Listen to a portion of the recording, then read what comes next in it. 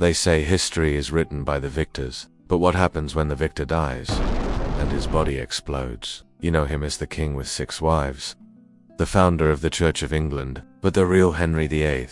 He was something far darker, a man so grotesquely decayed that his servants gagged in his presence, so paranoid that he had secret passages built throughout his palaces, so cruel that even death couldn't silence his madness. By the end, Henry wasn't a king, he was a corpse that hadn't stopped breathing yet. His waist measured 54 inches. His weight, close to 400 pounds, and his legs, God help them, were covered in ulcers the size of fists. Wounds that never healed, wounds that oozed and festered and reeked like death itself. The stench filled entire wings of the palace. Servants avoided him. Courtiers flinched when summoned. Some accounts claim the smell could reach you before the man did, but his physical collapse was just the beginning. In 1536, a jousting accident left him unconscious for 2 hours. That head injury, historians believe, changed everything. The charming, energetic king became unpredictable. Enraged, violent, obsessed with betrayal. Medical experts today suspect traumatic brain damage, maybe even Cushing's syndrome, mood swings, swollen face, unhealing wounds. It all fits. But no one dared tell him. No one could. Questioning the king's health was treason. Even his doctors stayed silent while his body decayed from the inside out.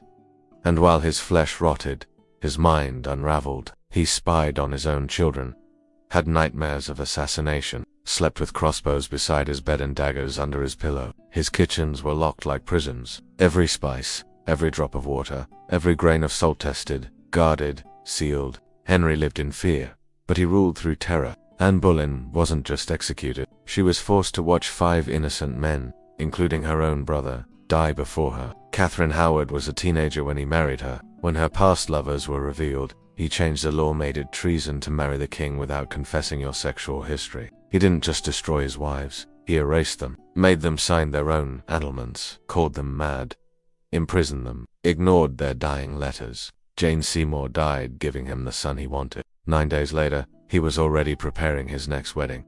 This wasn't marriage, it was conquest. And then there was the food. Henry didn't eat, he devoured. 5,000 calories a day: pigs, swans, deer, oysters by the dozen. He believed food gave him power, that eating venison made him a better hunter, that oysters helped him in bed. Every meal was theater. Dozens of dishes, hours of watching, dozens of servants to prepare and test every bite. He banned common foods not because they were unhealthy, but because they weren't royal enough. And still, as his wounds deepened, as his body collapsed, he kept eating. Until one day, he didn't. January 1547, Henry VIII, or rather, begins to. His body was so swollen, so bloated with internal gas, that it had to be sealed in lead. But it wasn't enough. On the road to Windsor Castle, his coffin exploded. His decomposing remains spilled onto the floor of the hearse. The smell stopped the procession.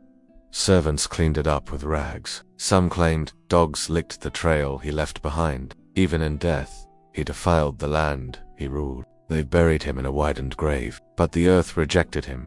The ground collapsed. The weight of all that, lead and rot, too much to bear. And still, the smell lingered. This is the real Henry VIII. Not the hero of textbooks, not the gluttonous buffoon of cartoons, but a decaying tyrant, eaten from within by power, paranoia, and plague. A man who turned England into a stage for his self-destruction, and a legacy that didn't end with his last breath but with the sound of his body bursting beneath a velvet-lined lid. You don't forget a king like that, even if history tries to.